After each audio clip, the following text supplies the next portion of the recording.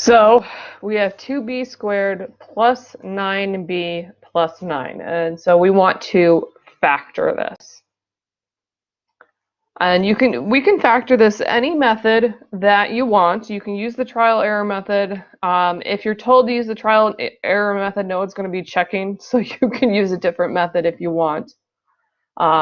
This one I would use the trial and error method because for this 2, we have only one possibility. There's only one way to multiply to 2, and that's 1 and 2. So this actually is pretty simple. So I'm going to first set up my parentheses. And the only way to multiply 2 is by 2 times 1. And then my variable is b, so I have to make b. So that's 2b times 1b if you're multiplying the first terms. That gives you 2b squared. Now I need to figure out my sign. So if I'm multiplying to here, which is a plus 9, I'm multiplying to a positive, and then I'm also adding to a positive. That means all of my signs are positive. So these are both going to have plus signs here. So now I need to figure out what goes in these gaps. So I'm looking for two numbers that multiply to 9, and then the combination of these will get me also to 9.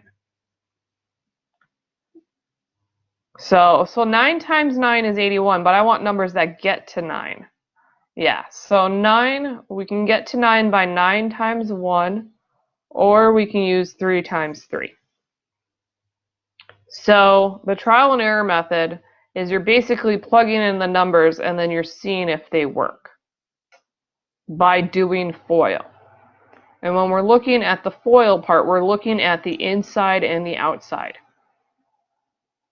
So I'm looking to see, does the inside and the outside, do those add to this 9b that I want in the middle? So on the inside, 9 times 1 gives me 9b. And then on the outside, I have 2b times 1, so that's 2b. When I add those, 9 times, I get 11b. But I want 9b in the middle.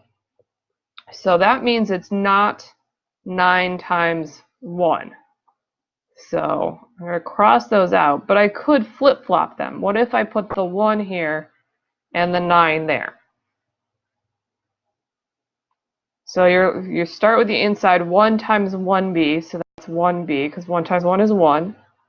And then 2b times 9. 2 times 9 is 18, so that's 18b. I add those, I get not 20. 1 plus 18 is 19. 19b. So I'm looking for the middle to be 9, not 19. So I've just tried those in both spots, so I know that it can't be 9 and 1. So that means I need to have 3 and 3, and since those are the same, it doesn't really matter. So the inside, 3 times 1b is 3b. 2b times 3, 2 times 3 is 6, so that's 6b. 3b plus 6b, 3 plus 6 is 9. That is 9b. And so that is now factored. So if you were asked to factor, this would be your answer. Okay, can you be more specific on what part are you asking how?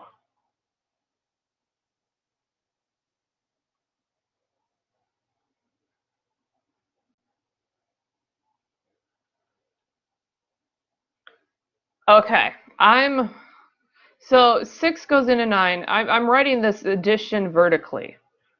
So we're adding these together. So let's actually go through the FOIL process here. So FOIL, we multiply the first terms. So that's going to be 2b times 1b. Then you multiply the outside terms. So that's going to be 2b times 3. And then inside terms. So that's going to be 3 times 1b. And then the last numbers, which is 3 times 3. So this is first, outside, inside, last. So I'm going to multiply. So 2b times 1b. 2 times 1 is 2. And a b times a b is a b squared. Then I have 2b times 3. So 2 times 3 is 6. And then I have a b.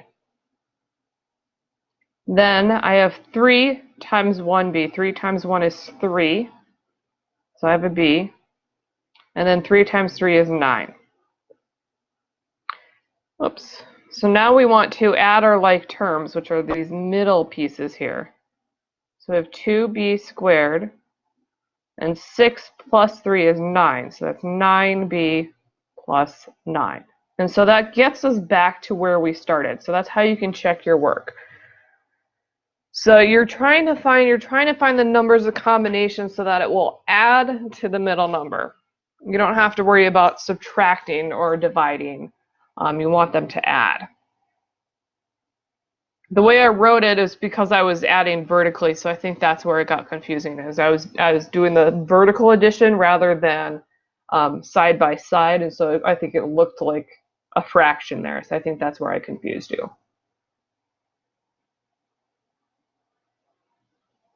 Okay, yeah, and this is how you would check your answer.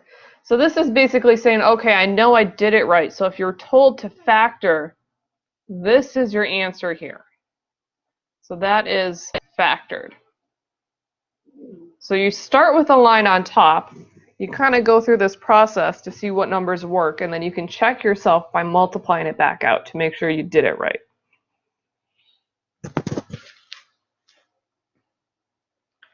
Now, if somebody says to solve, yeah, if that's the only way you can, that's fine. I mean, there's nothing wrong with checking your work like that. You guys aren't timed or anything, so that is perfectly fine. Now, if somebody said to solve this same problem, first would be to factor. We're going to set that equal to 0. So we've done that part already.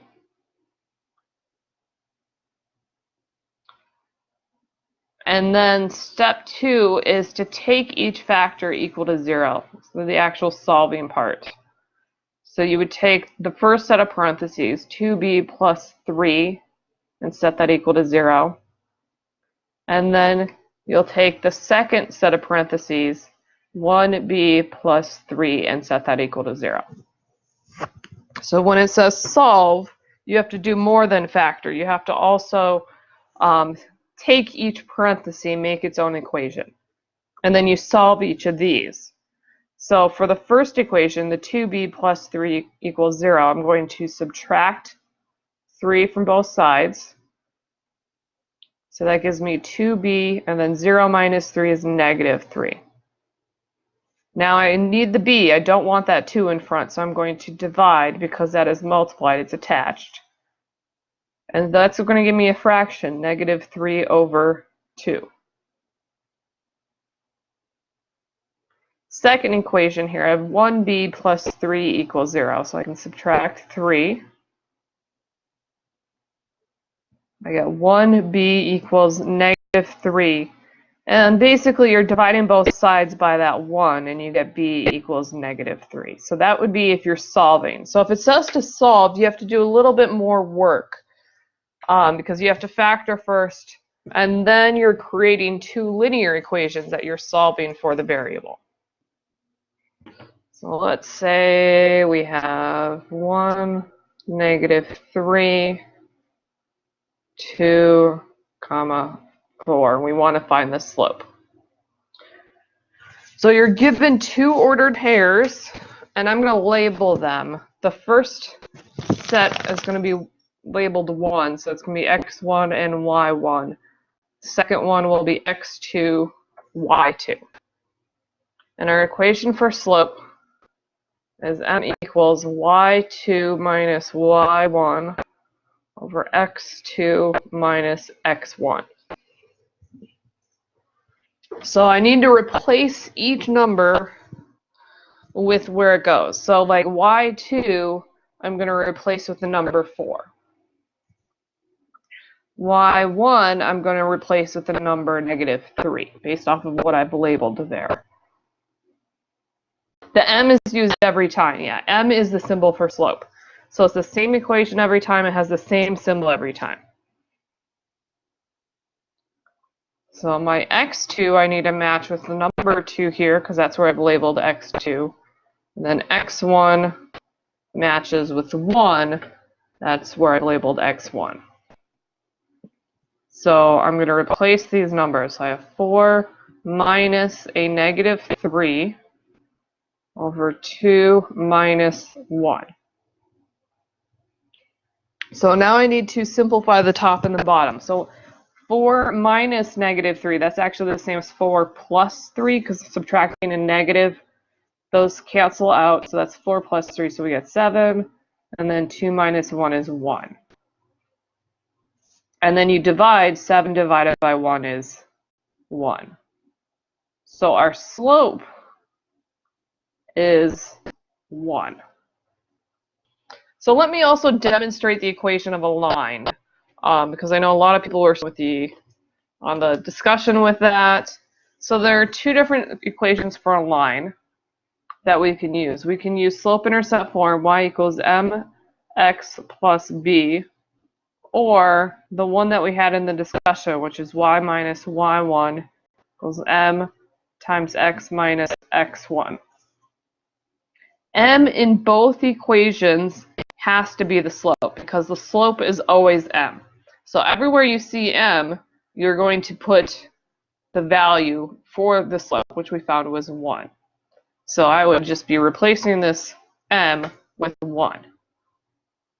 Now, if we're doing point slope form like we did on the discussion, then I also need to replace x1 and y1 with those values. So I already have them labeled. X1 is here, this the blue color. Y1 is the pink color. So I would have, y minus, and then y1 is -3 equals 1 times x minus 1, which is the x1 value. So we're simplifying. On the left, I have y minus a negative, so that's the same as adding. So that's y plus 3. And then I want to distribute, so I want to multiply through the parentheses on the right. So 1 times x is 1x, and then 1 times -1 is -1. Then I want y by itself, so I just have to subtract that 3 for both sides. And we get y equals 1x minus 4, because -1 minus 3 is -4. So that's how you get the equation for a line based off of a slope and then a point. We will get the same equation if we use the mx plus b.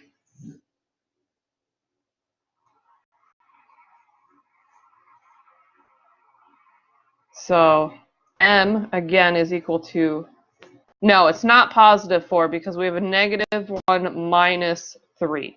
So you're more negative. So it's going to be -4 there. Put my m back there for that equation. I should have, let's see, let's pick a different color for slope. So let's say our slope is this light blue. So that had to be where m is. So I'm also going to do it with mx plus b, so you can see how it's the same kind of steps. So m is going to be 1, because anywhere you see slope is the letter m. Now, in the equation on the left, we have y and x. We don't have a y1 and x1, so you just make them y1 and x1. So that means I'm going to put my x1 value for x, and then my y1 value for y. So that y is -3, my slope is 1, and then my x value is 1, and then you have plus b. So here, the only variable is b, so we're going to solve for b. So first I have to multiply the 1 times 1. So I have -3 equals 1 plus b. Then I subtract 1 from both sides because I'm solving for b. So that is -3 minus 1. That gives us -4, which is equal to b. Then you go back, and you have to basically put it back into this equation, but without the x and y being numbers. So you keep them as x and y, but you do replace the slope, so you keep that as 1, and then you replace b with -4. So you get the same answer. The one on the left is using slope-intercept form. The one on the right is using point-slope form. But you get the same equation for both. And that's how it should be, because these are just two different forms of the same exact line. Yes, you can use both. If you want to check your work, you can do both. You can use the other point. You can use 2 and 4 instead of 1 and -3. And if you do that, you should get the same answer. If you don't, that means you made a mistake somewhere. Because you should get the same equation no matter which of the 2 points you used. Yeah, if that's, I mean, go ahead. If anything, to make sure that any way to check your work. So this is a good way to check your work. Let's see, if you were asked what the slope means in an equation, like let's say this was the equation that let's say we're graphing, we're using our arms and our, we had the elbow length to the wrist, and then we had our height. So I'm going to just kind of, let's think about our discussion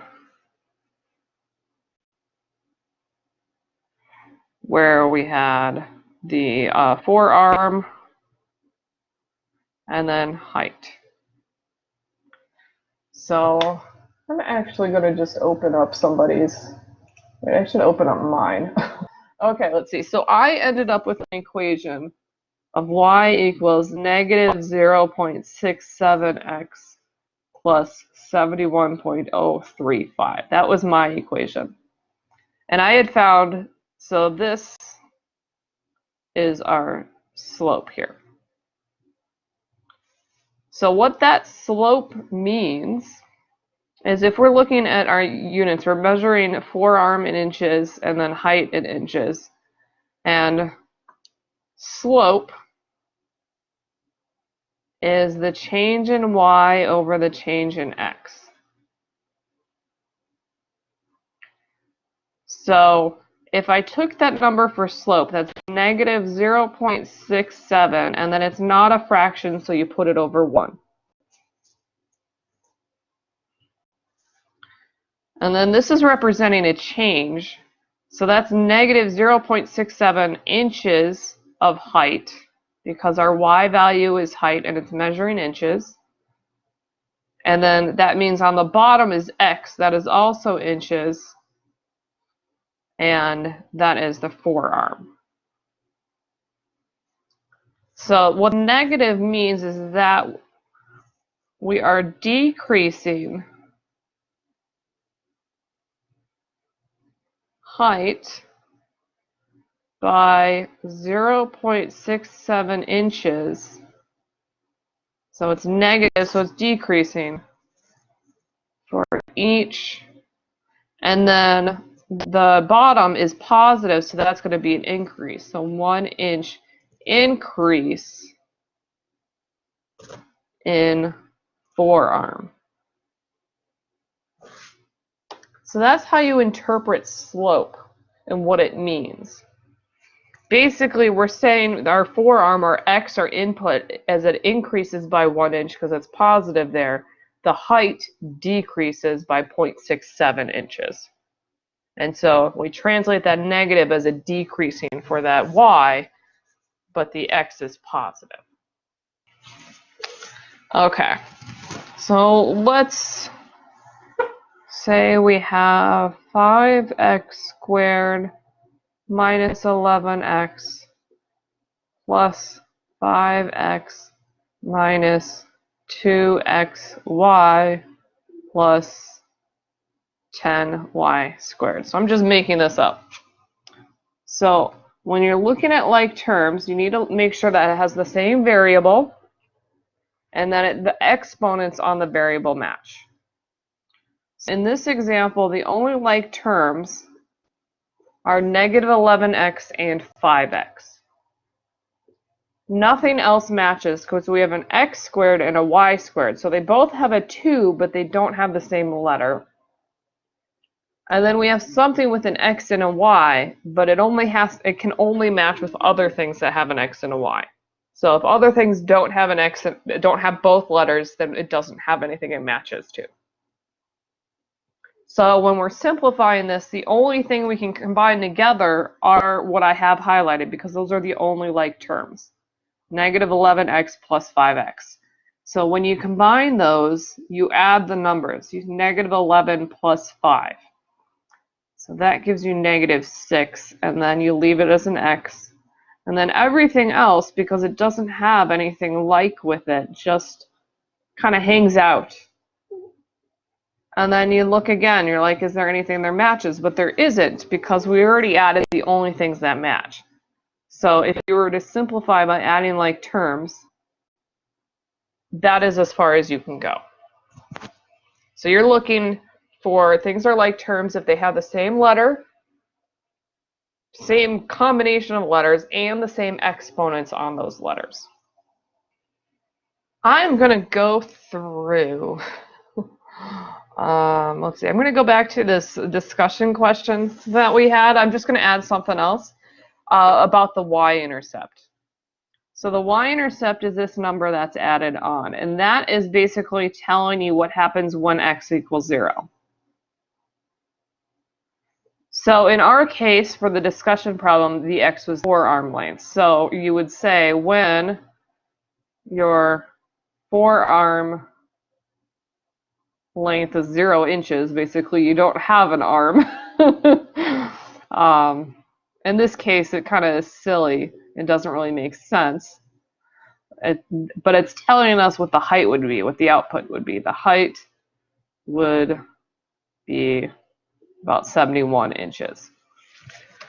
So in the real world, sometimes these things don't have real life meaning. In this case, this y-intercept doesn't mean anything, because it's like, you know that if you don't have a forearm length, if you have no arm, that probably means that you don't have a height either, because everybody has arms essentially, you know. You don't start out at a height of 71 inches and then decrease as your arm grows.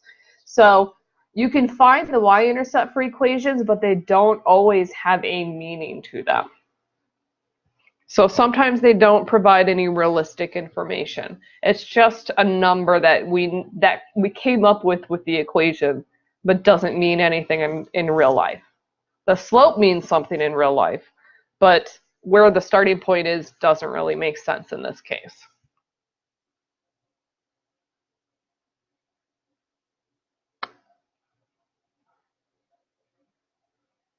Okay, I'm going to start with a simple one, but with two different fractions. So we have 2/5 x minus 7 equals 10 over 7. So when you have fractions in an equation, you want to get rid of those fractions. So you want to take a look at the denominator, and you want to figure out what is the common denominator out of all of those. So our common denominator, if we have 5 and 7, is 35. That's correct. So what you do is you multiply both sides by 35.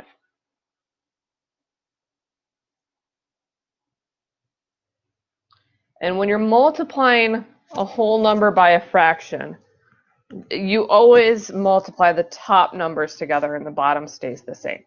We have to do it to both sides in order to keep things equal. So if I had, you know, like if I had, like I'm trying to draw, these are terrible apples. They look more like teeth. So, okay, if I had like 2 teeth on one side and I was comparing it to, I don't know, vampire fangs on the other side. If I double the amount of teeth that I have on one side, I need to also double the amount of fangs I have on the other side for it to be equal. So you just have to make sure that you do the same thing. Yeah, I can't draw. It's like I tried to draw what was an apple, totally didn't look like an apple. So just whatever, in order to keep the equality, you have to just do the same thing on both sides. So I need to multiply both sides by 35, and I always multiply the tops of the fractions together. So that would be 35 times 2, which comes out to 70, and then the bottom stays as 5. And then I have 35 times 7, which I have to pull out my calculator for because that one I can't do in my head.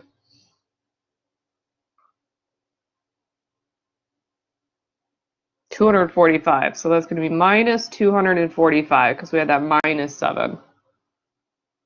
Now on the right side, I'm multiplying the 35 times 10 over 7. So I do 35 times 10, so that's 350 over 7. Now we do this because now we have fractions that can divide. So you can do 70 divided by 5. And that gives you 14. So that simplifies to 14 minus 245. And then on the right side, we have 350 divided by 7, which gives us 50. So you're multiplying by the common denominator to make fractions that you can divide and simplify into whole numbers. And then once you have whole numbers, it's pretty easy to solve because you just solve like you would anything else. So if I'm solving for x, I need to add that 245 on both sides. And this is probably going to be a gross problem because I just made up these numbers. So I have 14x on the left and 295 on the right. Now I have 14 times x, so I need to divide both sides by 14. And I'm going to just check my calculator to see if 295 divides by 14 for a whole number. And it does not. 295 and 14 do not give me a whole number, so I have to write it as a fraction. And then I need to try to reduce that fraction. So I need numbers that I can kind of reduce to see if it reduces. Now 14, I know I can divide that by 2 or 7. So all I need to do is check, can I divide 295 by 2 or 295 by 7? 295 by 2 gives me a decimal. 295 by 7 also gives me a decimal, so that means that this can't be reduced. So it is kind of a nasty fraction like I suspected, which typically happens when you make up numbers. They don't come out nice. But since the only numbers that go into 14 are 2 and 7, those are the only numbers I need to check if they go into 295 for reducing.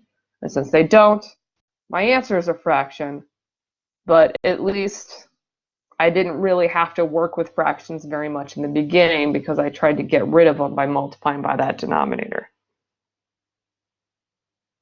So when you've got a fraction in an equation, multiply both sides by that common denominator. You multiply the tops by that number when you're multiplying those fractions, and then you can divide them out and they all come out to whole numbers. So if we have, let's see. So if we have a set of numbers, we have a set of ordered pairs. 2, 5, 6, negative 10, negative 3, negative 2. So when you're asked for domain and range, you can ask about it with a graph, but I don't think you're not going to have any graphing domain and range on the final exam. It's just going to be based off if you have a set of ordered pairs. Domain is always the input values, which is always the first number in a set of ordered pairs. So your domain is going to be all of the yellow, the first numbers. And so for a set of ordered pairs, you just put these basically in order. Actually, it doesn't even have to be in order. They don't have to be all different. Like I can add another point. Negative 3, negative 5. Because it's not asking if it's a function or not. We're just asking for domain and range. You can find domain and range of things that are not functions. So I could have negative 3 listed twice, and I don't only need to list it once in my domain. because I already wrote down the number. I don't have to write down the number twice. So domain is all the yellow numbers, and you can find that even if it's not a function.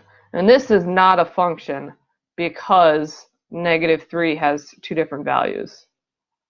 But functions, not a function, either way, they still have domain and ranges. The range is the second set of numbers. So that would be -2, 5, -10. I have -2 again, so I don't have to write that twice, and -5. So I have to have these curly braces, and then I just write them in order: -2, 5, -10, and then, like I said, I don't have to write -2 twice, and then -5.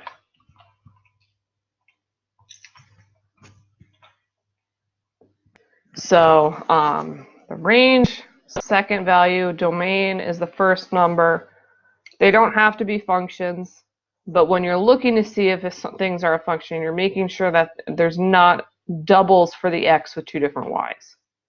It's fine to have two different y values, you just can't have the same x, or it's fine to have two different y's and two different x's, but you can't have the same x with two different y values. So because -3 is listed twice, that's what makes it not a function.